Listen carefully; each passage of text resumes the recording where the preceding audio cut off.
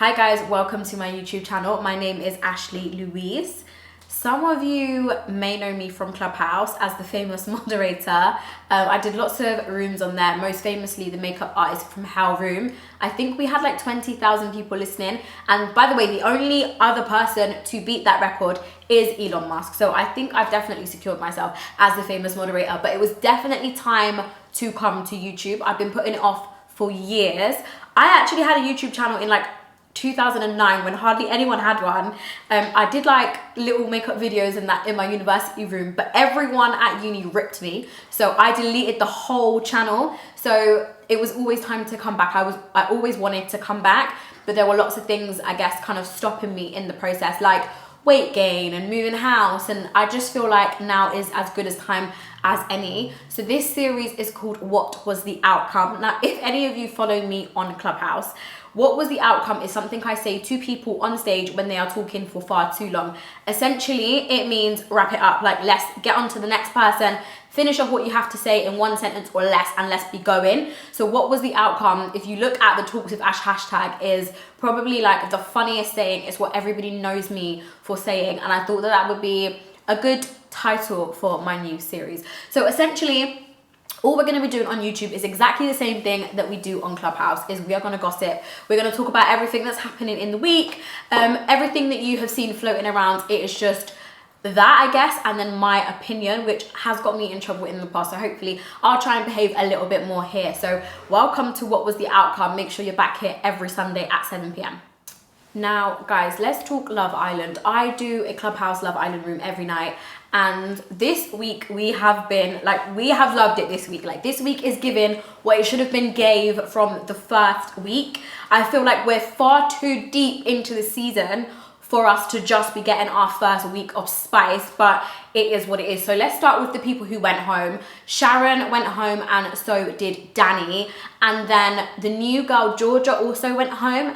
Now I'm gonna start with Georgia because she is, I guess, the person I have the least to say about. She was giving very Good Housekeeping, very Offred from Handmaid's Tales, very blue and frilly, very just not, I'm so sorry, but it just was not giving what we need from Love Island. And I always say, I would not be a Love Island contestant. I watch Love Island to see like the most beautiful, sexiest, like goddess-like human beings on the planet. I do not go to see like Little House on the Prairie vibes. It was just giving, like when they were packing her suitcase for her to go home, everything was like floral and frilly. So I'm really sorry. It was definitely time for Georgia to go home.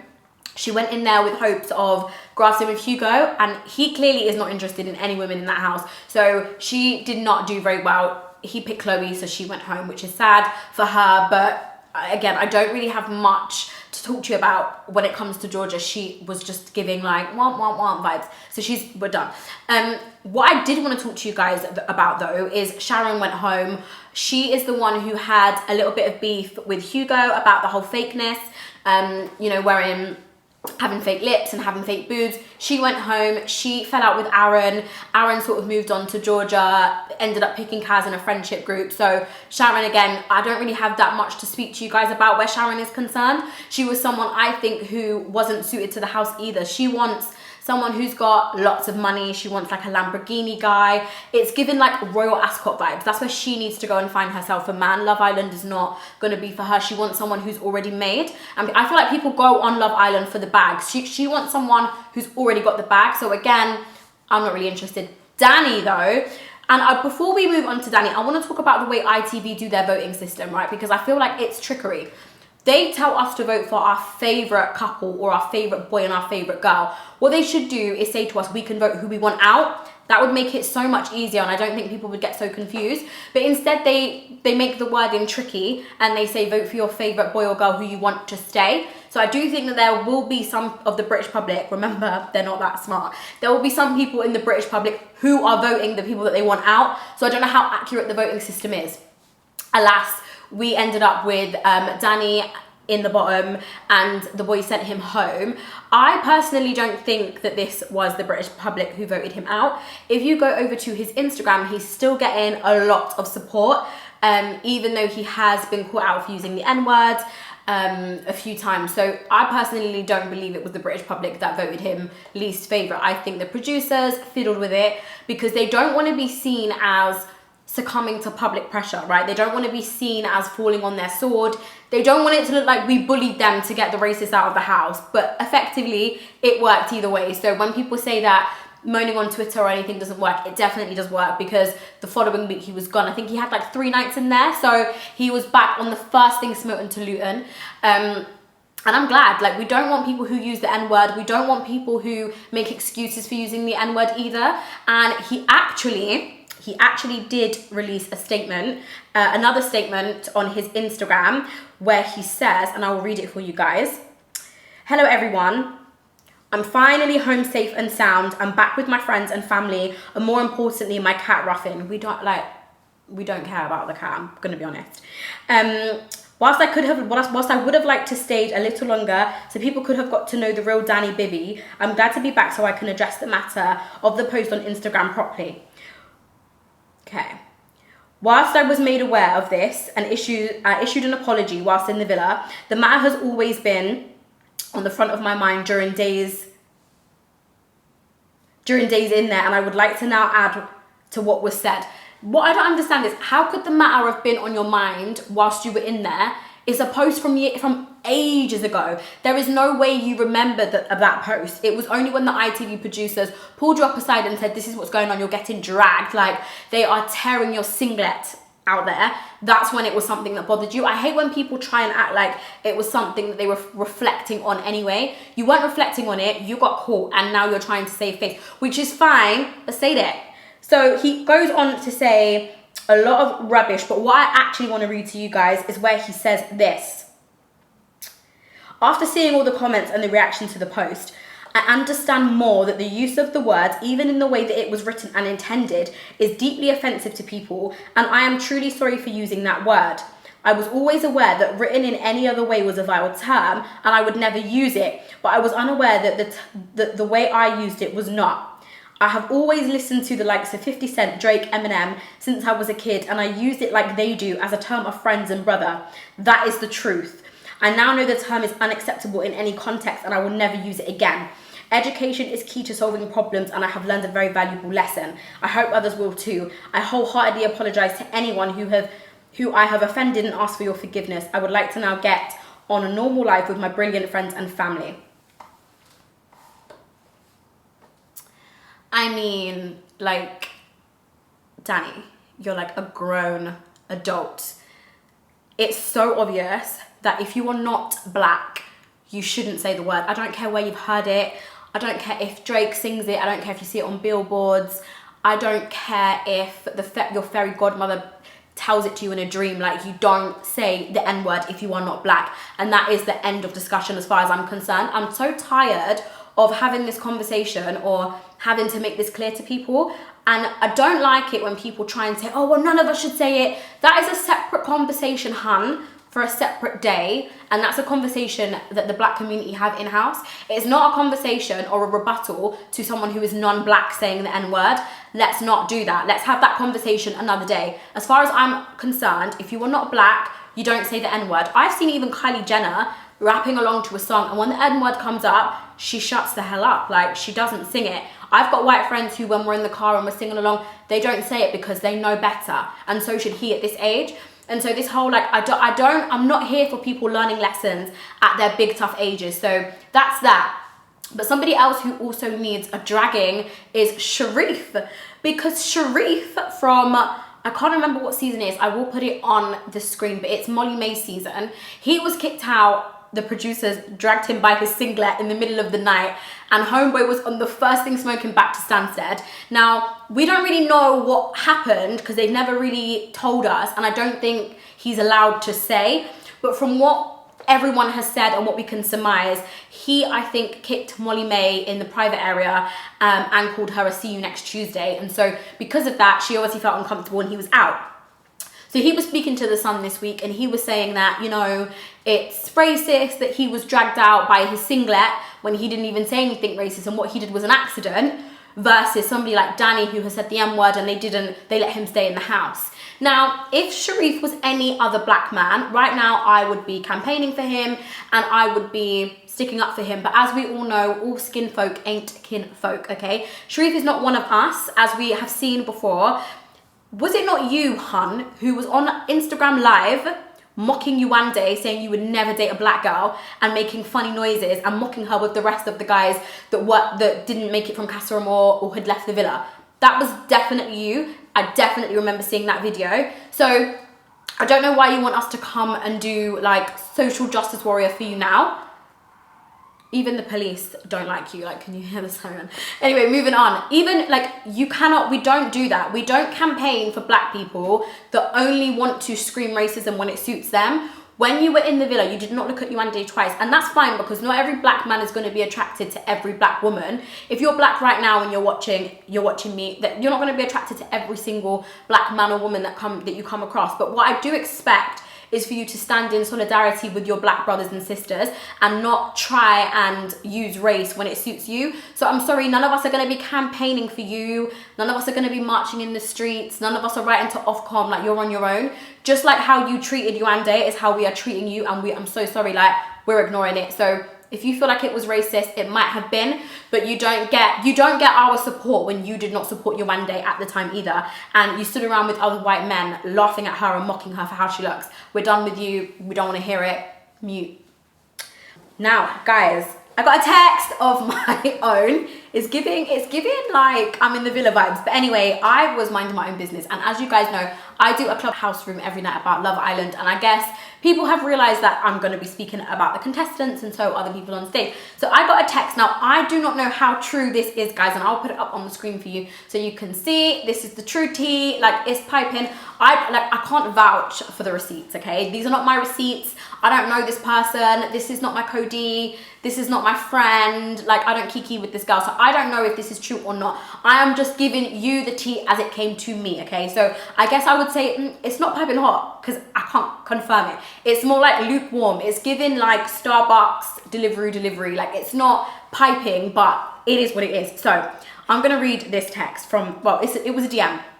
So she says, homegirl says, "Hey hun, do you want tea for your next room? I want to put the Tyler doubt to rest." Now, I'm gonna give you a bit of backstory. We were kind of wondering whether or not Tyler was truly into Kaz. Unfortunately, sometimes when you're a black woman, you do have to wonder if a black guy or a mixed race guy does like black girls. It's sad, but it is something that we do experience here in the UK, and I imagine sort of a lot of places around the world as well. So there was some debate about whether or not he liked black women in the last Clubhouse room, and this is why I got this message. So she says, "I've been sleeping with Tyler on and off since 2008. And she also sent me some pictures of the conversation between them two. I'll put them on the screen. You guys can decide for yourself. Let me know in the comments if you think this is cap or you think it's the true tea." She says, "I'd like to stay anonymous if anything. I'm still cool with Tyler. He dates black women as well as white, but just to put all the gossip about him dating black women to rest." So guys, you will be the judge. I don't know how true this is, but sis did send me the receipts. We do know people can fabricate Instagram DMs, so I'm not vouching for her. This is just the receipts. You tell me what you think about it in the comments. And finally, this week well, it's not really this week, Sunday, so some people class that as the next week, but next week we are going to see Casa Amor in Love Island in full effect. Instagram influencer Clarice Juliet is rumoured to be going into Casa Amor, so I am wondering whose head is going to turn. She has definitely been linked to a few people in the past, so one of the guys from Ray Sherman and a footballer called, do we know the footballer? The footballer's name escapes me. I will put it on the screen. You guys know I don't watch football. I don't care. I really don't care. But apparently an Arsenal football player, the guys say that once she left him as well, like his powers went. So I'll put his name for you guys down on the screen. Like I said, Diddy's son, and of course one of the guys from Ray Sherman. She is absolutely beautiful. These are the bombshells that I have been waiting for, and these are the girls that I kind of want to go in and rattle things. So I would be interested to see how the guys who are already coupled up deal with her. So that's kind of like my Love Island recap. I don't want to spend too much time on Love Island here because we do the rooms on Clubhouse every night when it's over 10 p.m. if you do want to join us there. Now, moving on. Now, this week also, our good sis Adele was spotted with LeBron James' best friend and agent, I believe, Rich Paul. They were spotted together at an NBA game, like floor seats as well. She hardly ever really steps out publicly, so this was a rare appearance for our good London sis. One thing I will say though is, can we stop linking Adele to all of these black men? Like, sis might just be friends with them. She's from Tottenham. She may just be friends with these people. It might not always be a relationship. And there was no PDA. I didn't see any holding hands. There was nothing that would indicate that they are in a relationship. And like I did say, it is LeBron's agent, so they could just be kicking it. However, on the flip side, she has just lost a lot of weight. And you know when, well, you guys might not know when, but I know when you've just lost a lot of weight, you are feeling yourself. Clothes that didn't fit you before now fit. Like designers that didn't really carry your size are carrying your size. You can go and pick things off the rack. Like, you're feeling yourself. Like, your makeup always looks snatched. So maybe, just maybe, she is dating around and she is just having like a hoe season. She did just divorce her husband of a few years. So maybe our good sis is literally just having like a hot girl, like a delayed hot girl summer. So I'm not mad at Adele for that. She was also rumored to be dating Skepta. I never believed that. There were never any photos of them together. It was always just leaving things on each other's Instagram. So to me, that didn't seem realistic, and I never ever believed that. So I don't know. People are saying she obviously likes black men. Who knows? But one thing I will say is we do need to stop linking women just to men that they go out with. Like, I have a lot of male friends, and if you linked me to every guy you saw me with, it would be a problem. Like, it would be a problem. Like, you guys would think I was busy. So yeah, let's not do that. She could just be living her best life. Speaking of black men, let's talk about Dr. Dre and his messy divorce. It seems like it's dragging on for a while, but there has been a recent judgment. The judge has ruled, is that what you say, ruled? Okay. The judge has ruled that Dr. Dre must pay his estranged wife, Nicole Young, $3.5 million a year in alimony. Now, I need you guys to hold on to your edges, because this is not the divorce settlement. This is just alimony, okay? So this is what he will pay her every year until obviously either of them pass away, or she remarries, or she is in another serious committed relationship. I think there's a name for it. I can't remember what they call it, but she has to be like married, getting married to somebody else, or pass away, God forbid, for this settlement to cease. So, do you know, let me be honest, if I was Nicole Young, I would be a petty bitch. Like, I'd have a relationship, but I would just never remarry. And like, I would always just make it so that you have your house, I have my house, we go in between houses, but it's never like we never buy a house together, or we never do anything that they could class as like a serious relationship, because I would collect that 3.5 million for the rest of my days. I promise you, I would be that petty. What annoys me the most is I see a lot of men on the internet saying things like, she's a gold digger, oh Dre, I hate it had to be him, women always do this, she doesn't deserve it, like she should leave with nothing. And I think to myself, first of all, and this is like by the by, it doesn't make any difference, but she's an attorney in America, so she's a solicitor, she's educated, and as far as I'm aware, she's COO on a lot of his for a lot of his businesses. They've got a lot of businesses that they run together, they do a lot of business together, she advises him on a lot. So she's not just some dumb woman that's come along and sat on her ass for 20 years. She was actively involved in his business, but she also raised his children. So whilst he was out doing what he was doing, living the life that he wanted to live, she was at home holding it down, as women do, taking care of the house, taking care of children, making his life easier. So that comes at a price. Like, that really does come at a price. And I think what women need to start doing is taking pride in the fact that maybe I don't have a job, maybe I don't have a business, but what I am doing is making your life easier so you can go out and do all of those things. It's the reason why Jeff Bezos gave his ex-wife so much money. Women do deserve these things, and I'm sick and tired of seeing these little snotty-nosed men that actually don't have any gold to dig on the internet, calling other women gold diggers, like, and saying this is why, oh, look at what's happened to Dr. Dre, this is why I'm making my wife sign a prenup, I don't want to get taken advantage by a gold digger. What gold would she be digging for? You don't have any money. Like, the audacity of these men to come online and talk about women, like, now don't get me wrong, there definitely are some women who are just out for men with money and do just want to get what they can get. But when you've been married to a man for 20 years, you've had his children, you've helped him with his businesses, and you've held him down, that's not the case. And I'm sick of seeing it. Also, I think we give Dr. Dre a pass. Like, we know he's violent, we know he's an abuser, we know he's beaten women up in public, and I just don't think that we should be giving him the love that we give him.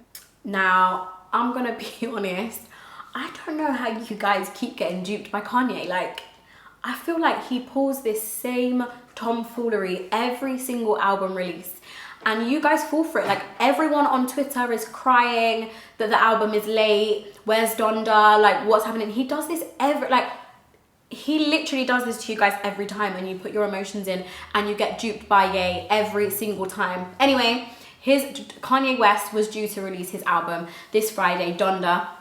It has been delayed by 2 weeks. However, he did hold a huge listening party for his album Donda at the Mercedes-Benz Center in Atlanta. He sold tickets from, what I understand, $50 to around $100. He was supposed to start at 8 p.m.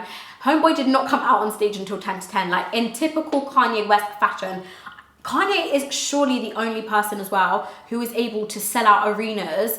Like, he literally just goes on stage and vibes to his own music. It's just a listening party, and you guys pay just to go and see him vibes at. Like, he is, if that is not genius, then I do not know what is. I think he sold 42,000 tickets, so he sold out the entire arena. And it was also nice to see Jay-Z, or should I say hear Jay-Z on one of the verses on the album. This, if you know anything about Kanye and Jay-Z, they have had a bit of a rocky relationship over the past few years. They definitely had a feud with Jay-Z obviously not going to Kanye's wedding, and I think they kind of fallen out since that point. So it was definitely nice to see them reunited, and obviously have Kanye tease that there may be a duo or something coming. We're all hoping for Watch the Throne 2, so let's hope that that does happen. I have just read, guys, and I have been looking and I have checked, and it seems like for the whole time Homeboy was on stage, he did not speak. Like, he literally just played his music the whole time. I don't know how he keeps getting you guys to do this. Kim Kardashian was there with Khloe Kardashian as well. She took their 2 kids, Saint, and what's the other one? North. Took North. Now, Kim Kardashian, I have dragged Kim a few times, okay?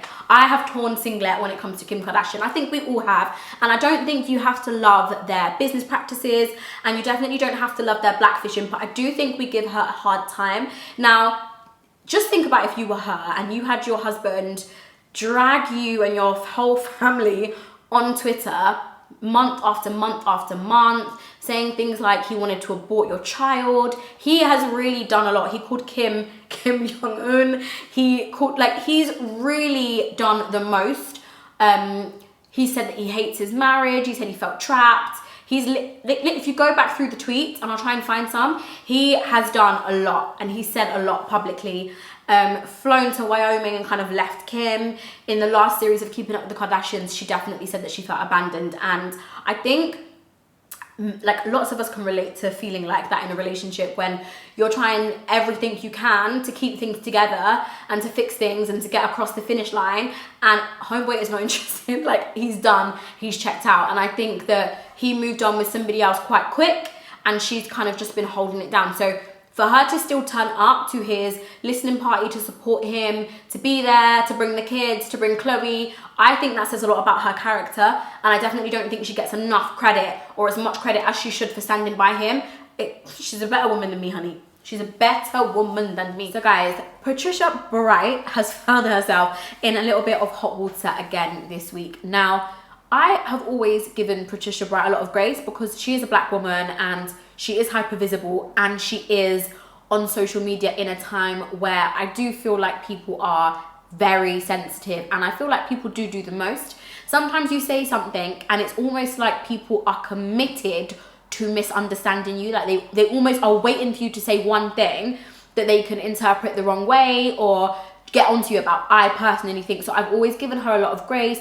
She has said a few things in the past that I didn't necessarily agree with, like about the NHS, and then the kerfuffle with the Molly May giveaway. She kind of wanted, I felt like she wanted praise for giving black businesses money. And I feel like if you're doing something out of the kindness of your heart, or you're being charitable, or you want to give back to your community, you're supposed to do that and hold that. You're not supposed to want, I don't know, you want like a parade for it. So it gives me very much like, look at me, I'm a good person vibes, as opposed to just someone who gets on and does things. There are lots of people in our communities that give money to good causes, and they don't sing and dance about it. So yeah, I kind of, the last few times that she's been in trouble, I've looked at her with like you know, like it's just like a little side eye. But I've never like, I'm not really into cancel culture, and I've never really wanted to cancel her. But this today, I don't know if it takes so it is my understanding that Patricia was doing a podcast with Stephen Bartlett for, I don't, it's not here, not there, I don't care. But she was doing a podcast with him, and she met up with her friend Jade Pierce. Then there is some conversation around a woman who appeared to be homeless or in need, from my understanding, approaches Patricia Bright and asks her for some money. Patricia in turn responds and says, I won't give you any money, but I'm happy to buy you lunch. To that, the woman says, I would prefer instead of lunch if you could buy me some groceries. Where they were in London, it seemed like the closest supermarket was in Marks and Spencer's that was across the road. The woman in need actually turns to Patricia and says, should we go to a Tesco? There's one up the road. And it's actually Patricia that says, no, it's fine, we'll happily go to M&S. So whilst in M&S, this woman was picking up things like a large lasagna, rotisserie chickens, and quite expensive, good quality produce that you would get in, that you would expect to get in M&S anyway.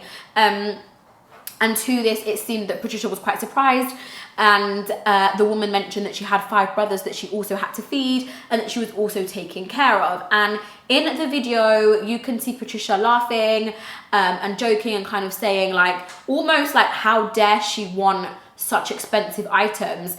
And I don't know, like, it just really rubbed me up the wrong way seeing that video, and it made me sad, because there's people that are in need often, and just because they're in need doesn't mean that they deserve tinned food, pasta, packet noodles. Like they deserve to eat what they want to eat, just like you and I do. Just because they're in need, it doesn't mean that they should, I don't know, I just feel like if you're going to help someone, help them. Don't help them and then make fun of what they're choosing because you feel like their chest is too high. It doesn't make you look great, especially in light of all the other things that you've done. And also, I just feel like, why have you recorded it? So naturally, she's posted this on her stories, and social media, being the beast that they are, have gone, they're dragging our good sis Patricia. Her singlet has been torn and ripped. They are they're going in, and I will read you her response. Patricia says, apologies if yesterday's story was taken incorrectly. I've been informed that people are rightly upset. The concept of what was funny was realizing that this woman was not actually in need of the items she actually had attempted to have my card stolen after recognizing I was a willing mark. I felt silly. I was laughing at myself for being naive. She had attempted to ask me to go to another location, and even while to store, which didn't make sense, kept asking me to go to the other location because her partner was there. I walked past and saw the others involved in the scam. They're trafficking rings that operate in London where women are used to lure people into being pickpocketed or give up cash and card details. She goes on to show a screenshot of her phone log and says, this morning I've had the Barclays fraud department call me. I have had to cancel my card today. She then goes on to say, honestly, people in true need are not funny. The streets are dangerous, and particularly for women. However, realizing that I was a mark and that I was a target was funny, because I usually consider myself to be street smart. So after it happened, I felt a bit dumb. I wanted to do a good deed and realized after I had been targeted, it happened, but I'm fundamentally fine. I won't stop giving to the homeless, hungry, and those in need because of this one situation, but I will be more careful. Now, she got there's more information and more spiel on her stories. I personally, though, I'm not buying it, and like I said, I'm usually willing to give Patricia Bright a lot of grace, but on this occasion it doesn't make sense. The story is of her laughing at what the woman was choosing, not at her being scammed or her feeling stupid or her usually being street smart. She doesn't mention any of that in her stories. The premise of the story is her and Jade laughing at this woman who is asking for more than what Patricia bargained that she would ask for. And it's actually, it's sad. And as for Patricia, this is not the first time that she's had a questionable moment.